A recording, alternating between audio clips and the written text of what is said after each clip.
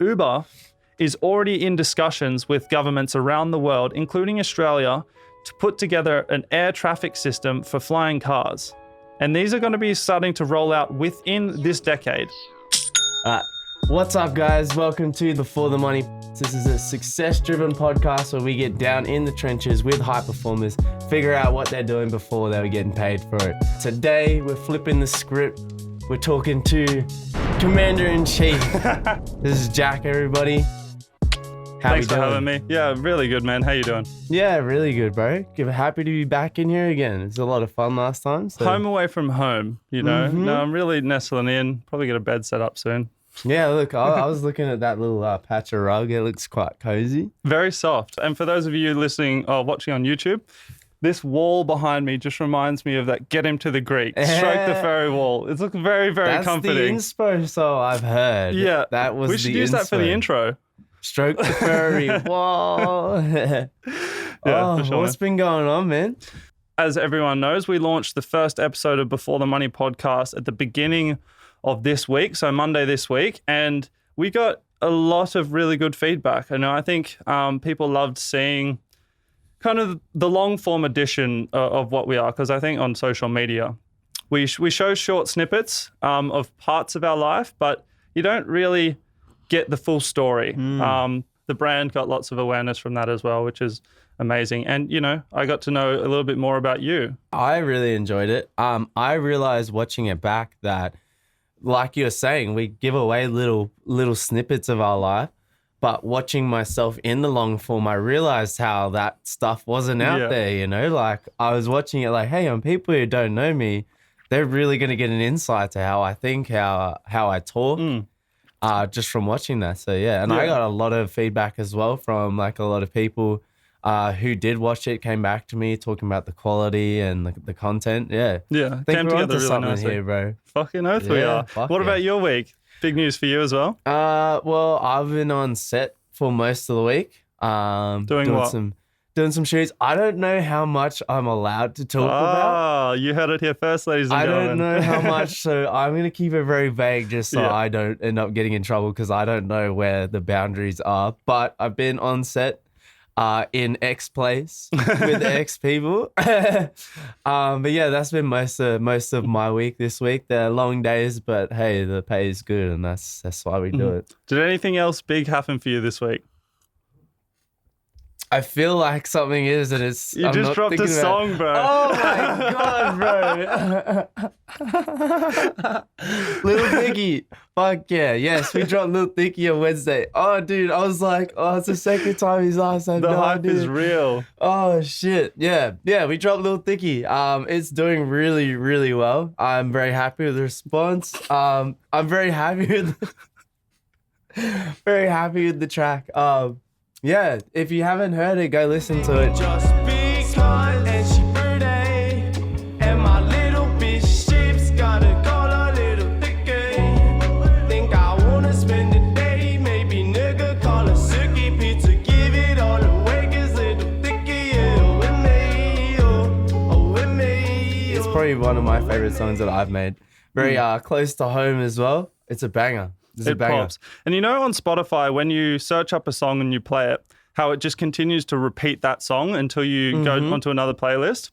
I must have listened to it for about an hour and a half on repeat. I wasn't even bothered. Yeah, fuck yeah. I mean, that's what we're trying to create when we come into those situations. Like a song that somebody can just play it over and over again because, that's how you get your streams up. So let's talk about Anarchy. For the people who don't know what Anarchy is. Give us a little bit of a rundown what it is, where you're at, and then tell us where it came from. Anarchy is a clothing brand that I've been running since high school. It was a side gig for quite a while. Now I've been full-time on it since COVID hit. We are a streetwear label that takes a lot of inspiration from the European and LA scene. And we try and combine that with really high quality materials and bring it forward at a price that anyone can attain, because one of the big things that used to annoy me, especially while I was in school, I've always been very forward in my thinking towards fashion, but it used to really aggravate me that certain brands, there's no point naming names, would put out stuff that is just rubbish quality and look to charge, well, me back then having next to no money being in school, I thought that was astronomical prices. So that kind of got me thinking a little bit into, well, what does it take to actually make these clothes? Like, what is the process behind it? Started looking into that. I started to find some factories. I actually came across quite a few factories for like larger brands, that were stocked in Universal Store and all that kind of stuff. And I saw the price that they were actually producing their goods at. And I was like, this is got to be one of the biggest arbitrages in any industry. Yeah. Because the way you can really control a brand is by lifestyle and the image that you put around it. The price of the actual product doesn't vary too much from business to business. It really just depends on that particular brand's ability to harness the attention of a set audience and convey their message. So as someone who's always been into business from a very young age, that was very interesting for me, yeah. One of the things that you had said to me in the past that really stuck out to me was when you said that the price difference between the higher and lower quality isn't that different either. And so the stance that you take in it is you don't have to pay too much more to get a higher quality, so why should you charge more? And instantly when I heard that was just like all the respect that I would give, I was like, that it's a humble thing to say, to admit, and it really puts those bigger brands on blast. Power to them. They're selling those garments at that price. Yes. But what's the point, really? You're not helping anybody but their own pocket, which, I mean, that's what a lot of people get into it for. But, when I wear your garments, like anybody that I see, they automatically comment on it. They always comment on just because you do, they do stand out. They are a little bit different. Yeah. But then when they touch it, or people that I know who have gone and bought off you, or you've given them stuff, the first thing that always comes back is the quality. They're just like, shit, like this is a proper garment. The other day I was on set and someone came up to me and I was wearing the hoodie. Yeah.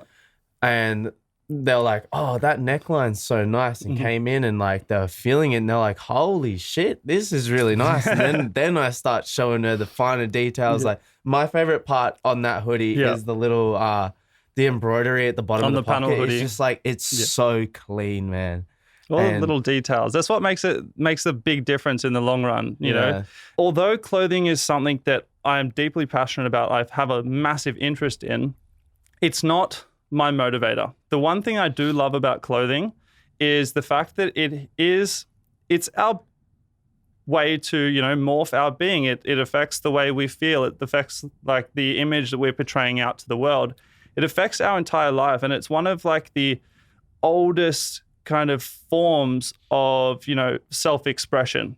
And it's taken so many shapes over the years. And you can see how fashion and culture and music and stuff all mingle together throughout time. And they really kind of set the baseline for the way people are acting and interacting with each other. So that's why I put so much effort into every single piece we put out. When I want our audience wearing our pieces, I want them getting complimented, and not for my own selfish reasons, for them, because I know how great that makes you feel. If someone comes up and comments you on your outfit or your shorts or your hoodie or something, you're walking 10 feet taller after that, The world is your 100%. oyster. So that's what really got me addicted to fashion. And it just is so much, it's icing on top of the cake when you can pass that on to other people, definitely. Yeah. There's like so much, there's like inbuilt serotonin around clothing and anything you buy really, but clothing is a really big one because like you're saying, it makes you feel better. You put on an outfit, you're feeling real good. Yeah. You're probably going to have a good fucking day. Yeah. And it's, the clothing isn't actually, it's not like a performance enhancing whatever the fuck. Like it's not doing anything, but all just up in the having that put togetherness Yeah. That's all it put together. It really does change the way you stride through the day. 100%. Yeah. 100%. And you know, some of those days where, you know, your fit's right, you got the right shoes. I'm having you one today, of those days. bro, I'm not gonna lie, you looking so fucking swished today. Yeah. God damn, bro. There's a skip in the step today, that's for sure. But yeah, like, and that was one of the things that I really, really deeply, passionately love about clothing. And, you know, when we receive feedback from someone who's received the order for the first time, just to give a little bit of a rundown for anyone who is unfamiliar with the brand and what we do or has not received one of our packages. So we put a lot of planning and a lot of time into, you know, the packaging, the tags, because we really wanted to provide that luxury experience. And if you visit our website, our tag is iconic style with a luxury feel. That's what we really want to embody in every single step of the process. So when our community receives their clothes, they're getting a massive confidence boost from the second it arrives, because they're like, hey, this packaging is super luxe. I'm very important, you know, I'm very important to be receiving this. And then they open it up, you know, they feel the garments, the quality, the fabric is super smooth, and the zipping, perfect. And then they read this little card that comes out, and there's a story, and there's a little bit of a note, whether it's either from me or Bella or someone else who's helped us pack orders that day. And then the amount of feedback that we've had from that card alone was more than enough motivation to continue, and it pointed us in the right direction, saying, hey, when our customers are happy, that's when we are our happiest. Yeah. And it truly is an experience opening one of your packages. Like, I've opened a few, and every time, even though I have opened a few, every time I'm just like, I set it all out. Like, I get myself ready, Be you a know, sin like, not to. I don't just rip into it straight away, because I'm like, oh, this is a thing. Like, there's going to be some goodies in here. And like, it is. Where did you get the inspo to be packaging and putting more interest and more attention onto those details? Luxury brands out of Europe. Yeah, definitely. So around the time that I was first making this, Off-White was really coming onto the scene very hard. And you'll see a lot of their influence in the way that we kind of position ourselves. Because the one thing I loved about Virgil's approach was he was very avant-garde, in the sense that he would take something that we're very comfortable with, change it 5 to 10%, and then all of a sudden it's this entirely new beast that people would flock to come and see. And that to me was like, that is a gift. See, I'm a very big fan of Steve Jobs, and he has this famous saying, you know, like, perfection is achieved not when there's nothing more to add, but when there's nothing more to take away. And so that ties in very closely to Virgil's design process, in the sense where you saw all his collaborations with, you know, Nike and Converse, that he hasn't changed much about the shoe. He's just added his little flair that as soon as you see it, it's like, that's Off-White, you know? Yeah. And that's kind of what we're trying to incorporate into our brand. Obviously, it's still early days, and I will admit the way the brand's voice is positioned is very closely related to how I'm feeling in my current stage of development. So we've taken many different forms, different forms. I had no interest in ever being at an inflated price point. Obviously, I always have visions of, say, like, very limited pieces that we will drop in the higher price points.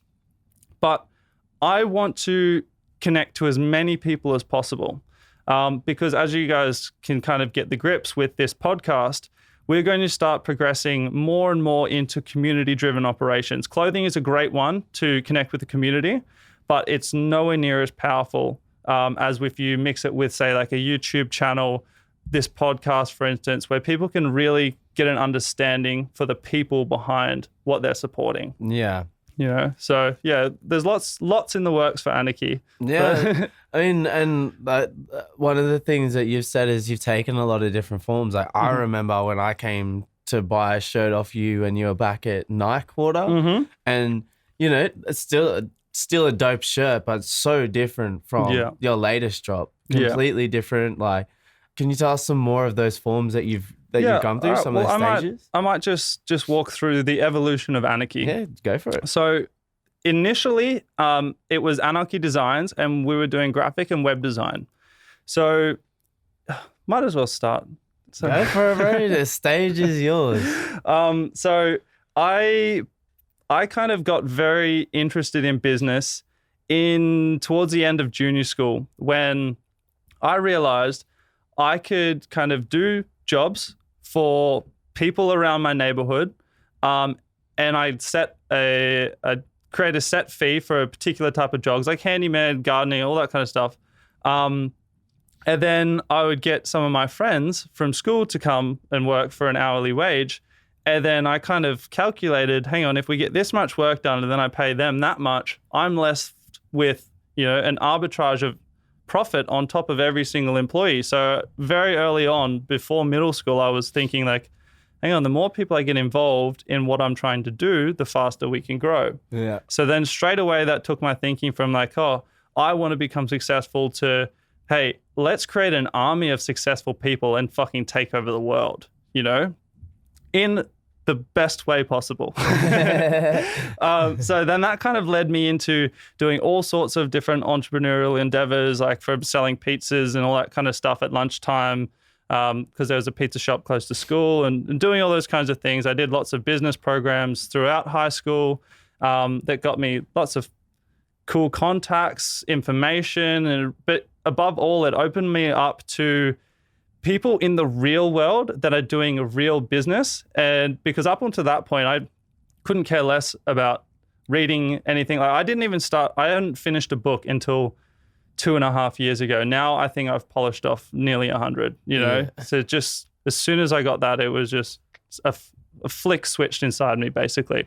And then in about grade 10, I started doing people's graphics and, design homework and stuff like that for a little bit of side money. And that got me into doing graphic work for, my friends' dads and mums' businesses and, flyers, logos, little bit of paid advertising on social media. This is back in 2013.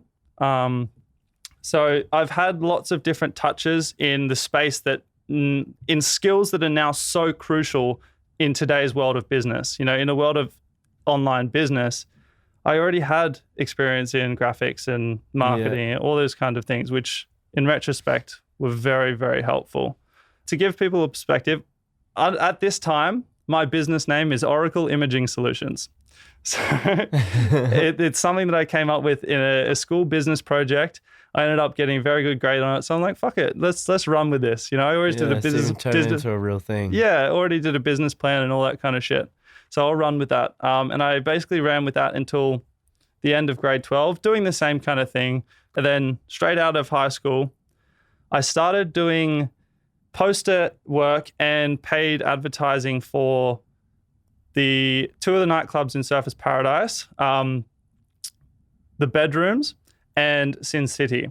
And that was a very eye-opening experience, to say the least, because that world operates differently. I bet.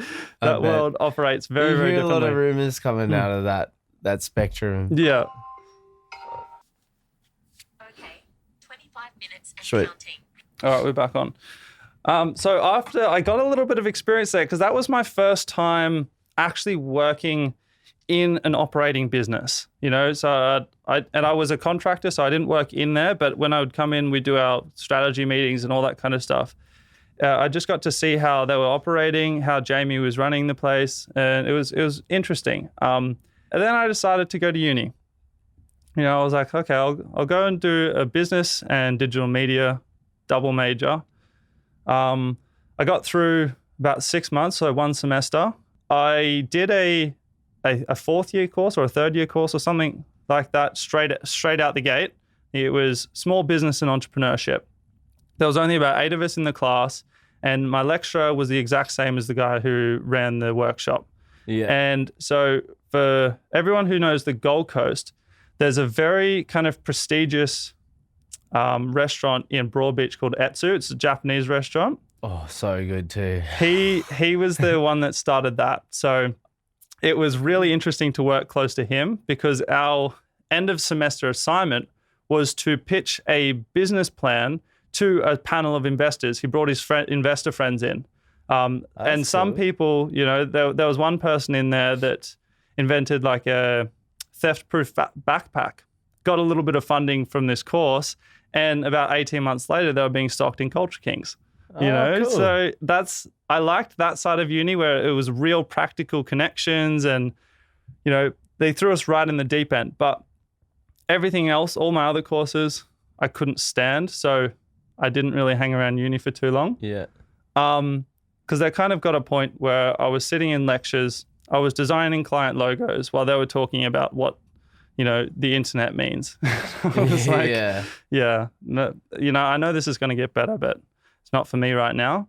I went in and I started doing a little bit of concreting work, you know, with my dad's construction company. All the while, I'm still doing graphic design work, still doing paid advertising, all that kind of stuff in the side, the occasional website, you know, anything that came my way. I was constantly having conversations with anyone, like any of my friends' parents who had businesses. Like I was the first in that conversation, always with the adults, you know, really trying to flex on my knowledge. Like if I'll be 100% honest with you, that was a massive confidence booster for me to get into learning.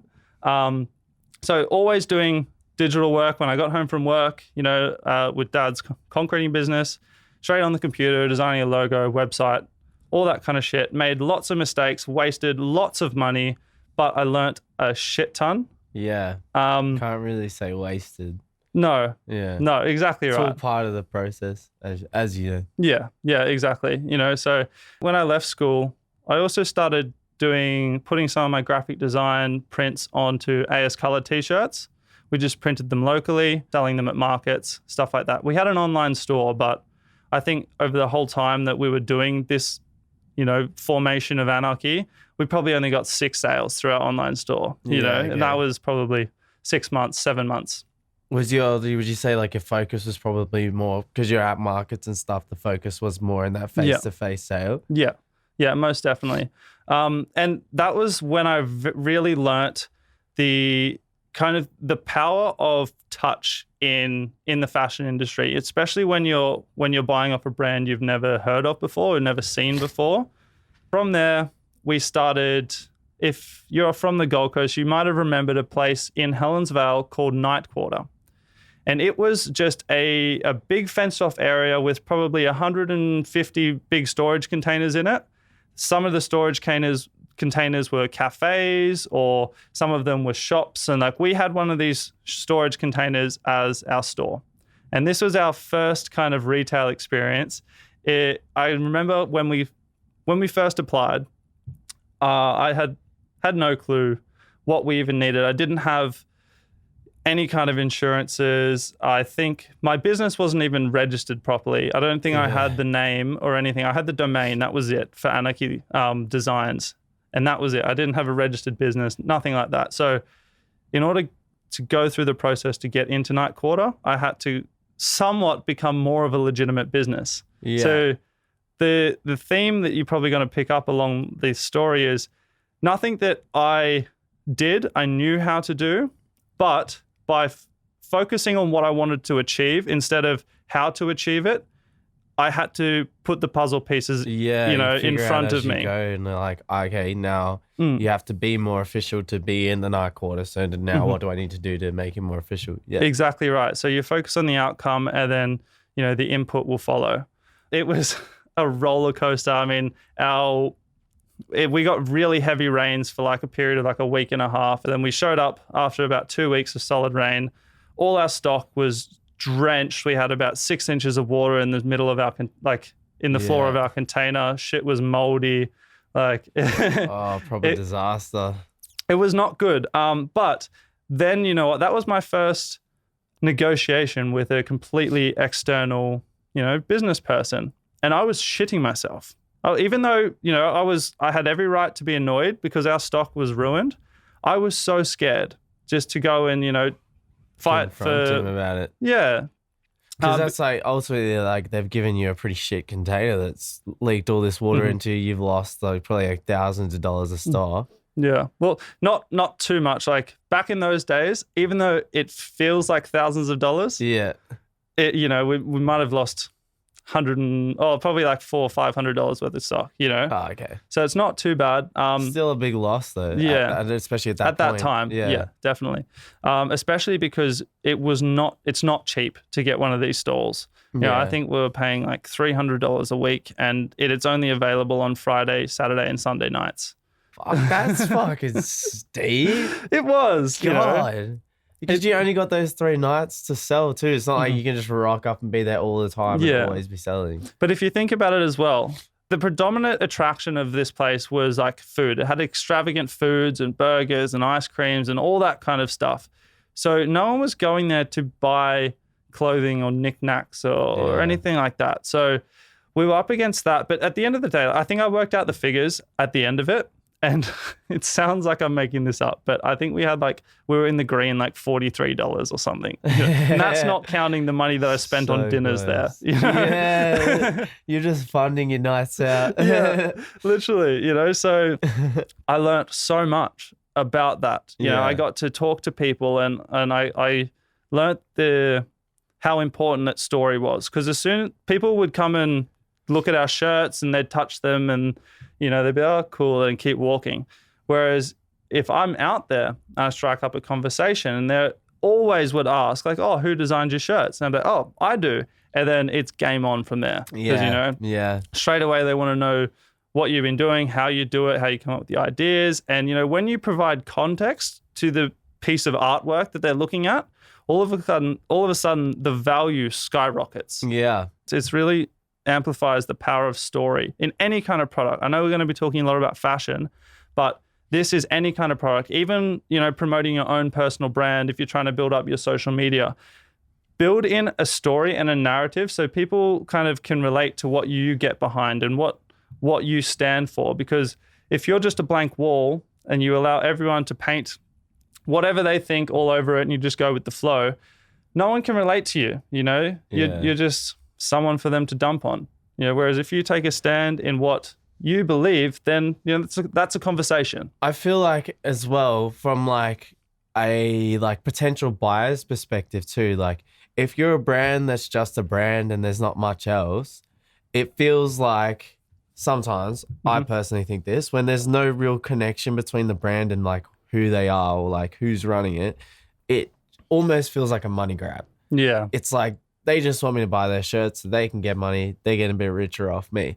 But when you create that narrative of yourself and then someone who's potentially thinking about buying sees the connection of what the brand is, where the brand is, they can see your influences in your brand because now they know more about you. Yeah, interesting. It makes it personable. And now I'm like, oh, okay, so I understand why this person's made this shirt because it really coincides with what I just heard them talking about on this podcast. Now I really want this shirt because I feel the same way. Yeah. Whereas before I might have just seen that shirt and like, yeah, I relate to that. But hey, I don't know if I'm gonna buy it. Yeah. But then because you build that relationship almost with that person through interacting or just like being a fan of theirs and understanding more about who they are, that connection is I reckon a lot of the time what makes somebody actually take that final step. Yeah, of course. And we 100%. See it all the time with like brands that are really popping off on, you know, social media. Jagger Stone, I absolutely love. I can see you rocking it, right? Bro, I would, you know. Some of the denim jackets, man, I'd put any day. The problem is they sell out too quick. Lucy and Nikki, if you're listening, I want one of your denim jackets.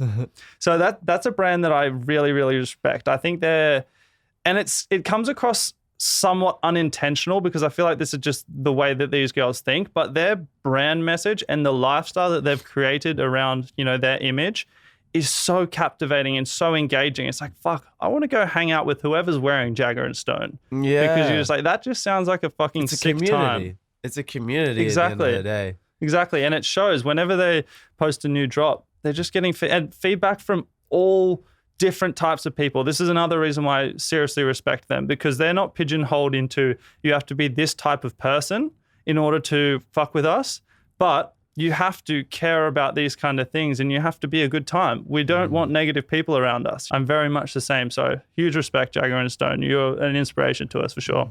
Especially in this day and age, it's so important to have that connection with your people because the tribalism of today is Yeah. insane, man. Like you got to be a part of something, and that's all people really want is that belonging. So not much has changed about people, and really has it? Yeah, no, We nothing haven't at all. changed. If anything, we're going like further back to the way things were. Hey, Very clicky. You come near us, we'll fucking spear you. some people, man, they legit fucking will, man. Yeah, honestly. 100%. But you got some books here. I was making the comment before. How do you know someone's a fucking avid reader? Look at this shit. A million tabs in the book. That's how you know they're paying attention. It's interesting too because you were saying before that you're someone who till 2 years ago you hadn't finished a book, and I haven't seen many people bookmark books like this. Well, what are you bookmarking in particular? Should we open one up and see what it is? Go for it. Tell us which one out of these is like your favorite, would you say? My favorite in terms of a really good read. So I'll read out what we got in front of me. So Never Split the Difference by Chris Voss. It's a book about negotiating. He's an CIA terrorist negotiator. So he walks you through lots of different methods on negotiating and stuff like that. This other one here, Headstrong, by Dave Asprey. This is a health-related book, and it touches on the topic of biohacking, which is a relatively new space. But as you can probably get from the title of biohacking, it's just different ways to hack your biology, whether it's your brain performance, your body performance, all that kind of stuff. So to anyone that is looking to take the first step into really caring about their health and wanting to improve themselves from the inside, this book, I swear to God, it gave me the information in the right way. I felt like I could see inside people's bodies, how it was functioning. And then it's not something that's like, oh, you don't eat this and don't eat that. It just tells you if you've eaten grain, for instance, and, 15 minutes later, you're struggling to find your words, you got a little bit of brain fog, it'll just say that's happening because of the natural toxins that help the brain protect itself from predators and all that kind of stuff. So it shows you the in-depth information that we don't know about stuff. We just go through life saying, oh, it is how it is, or it's just how I react, Yeah. Where in actual fact, it's happening for a reason. And once you learn some of these things, it makes it very easy to stick to a diet or stick to good eating habits because you understand directly the effect. You're so aware. Exactly. You're very aware. I got that from that Sugar movie, the Australian one. Yeah. And just like, it made me think about food in a whole new perspective because there's so much stuff that they like claim is really good for you. But if you actually look at what's in there and you understand what things are doing to your body, you realize a lot of this stuff really isn't good for you at all. Honestly, it's all really good marketing. And I respect it as a marketer. They fucking do a good job. But it is borderline criminal, the kind of information they're putting out there. Yeah. Now, this one, How to Win Friends and Influence People by Dale Carnegie. This is a book that every man, woman, child, infant, and pet cat should read. Honestly, if everybody read this book, the world would be a much friendlier and productive place in every single way known to man. In short, it's basically a playbook on how to fucking treat each other. And you'll read it and it's like, this is common sense. But then whatever it is, the fact that you've read it in a book and it's put down in black and white, in story, in analogy, you then have something to attach that thought back to. So when you're in a situation where you might not be acting like your best self, you can think back to a story and that reminds you and gives you a little bit of a framework for how you could better act in this situation, whether for selfish reasons, whether you want to, get your way, or just purely to be a good person, So yeah, a very, very important book. Nice. This is my favorite by far. And unfortunately, it's not available in an audiobook, but the title is The Future is Faster Than You Think by Peter Diamandis and Stephen Kotler. It talks about everything that's happening in terms of technology over this decade. And he's done a series of these books for every kind of decade leading up. And he talks about new technologies that are becoming used.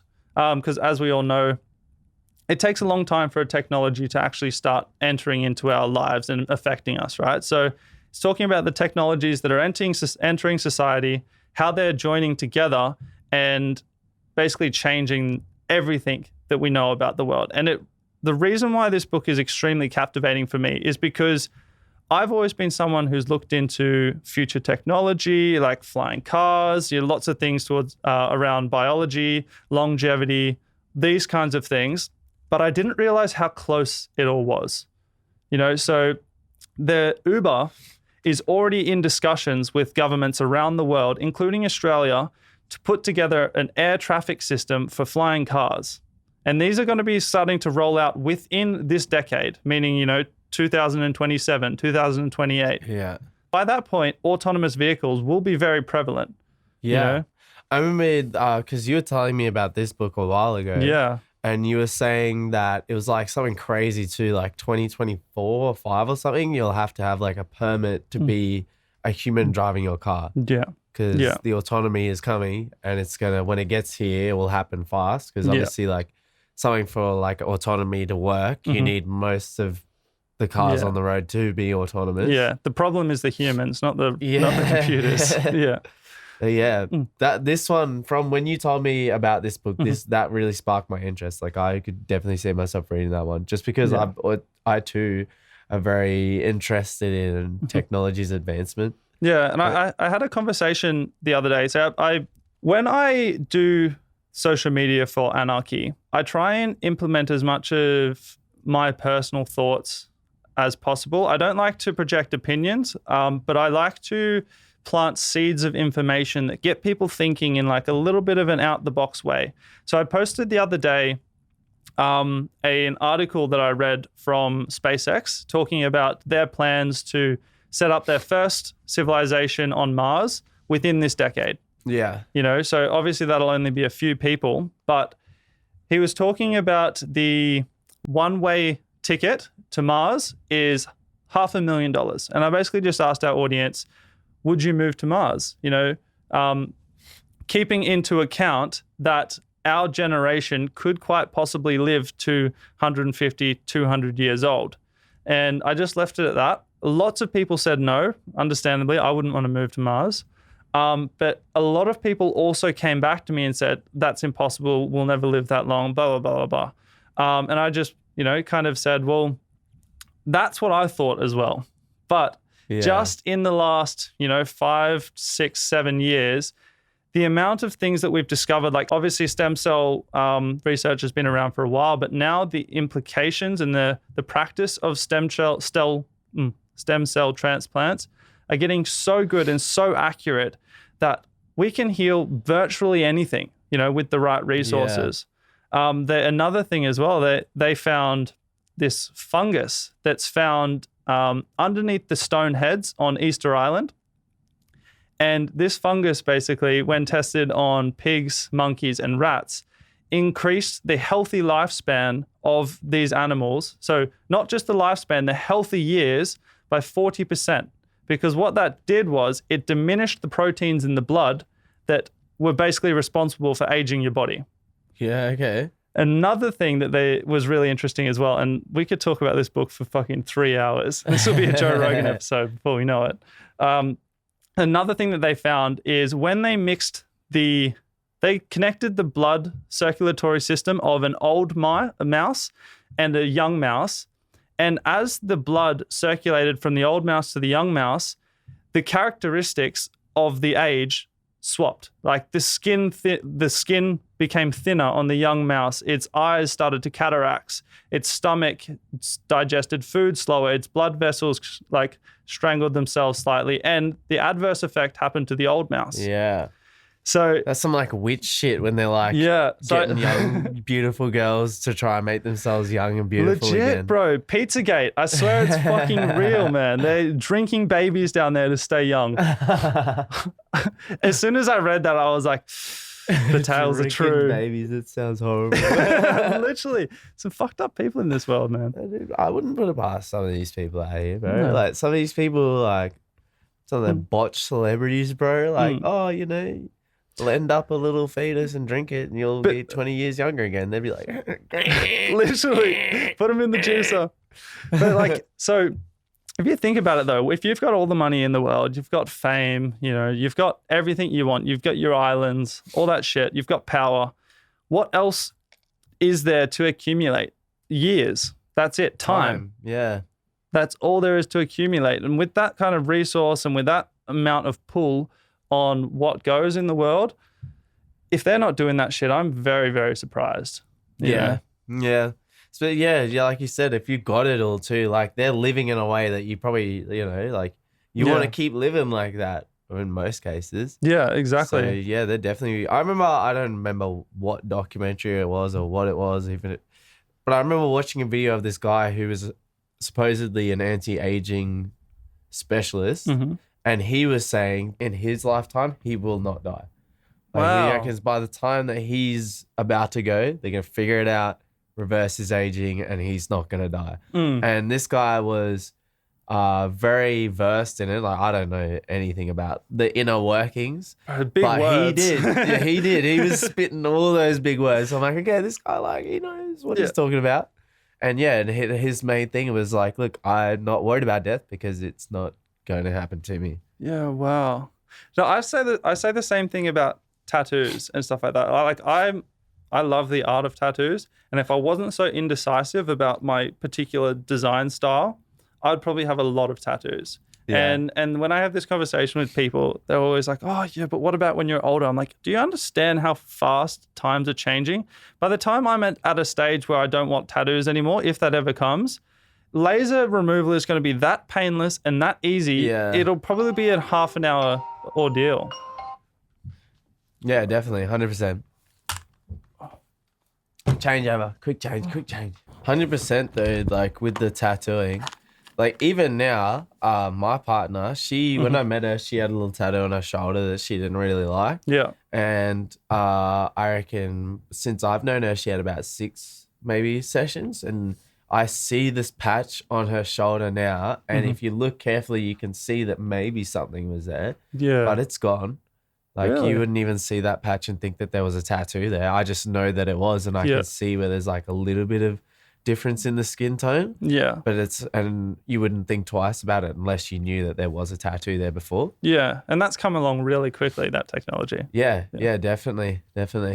I was going to ask on the Anarchy stuff, but we didn't quite get there. But like, let's say the next like 10 years, where do you see Anarchy? Like, what direction do you kind of want to take it from here? Because now, like, all these things that you've been through with your brand, you have such a solid foundation. Like, I've watched, again, my partner build a brand, and the hardest part for her has been the stuff that you were basically like trained in at such a young point, the marketing, the online side of it.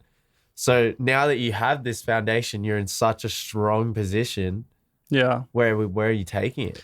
So we've started to take the transition into, like I said earlier on in the piece, a community-driven approach where we want to try and get as many people from our audience involved in what we're doing in Anarchy as possible. We've now own like the rights to Anarchy TV. Hence, if you're on YouTube, you're listening to it from Anarchy TV.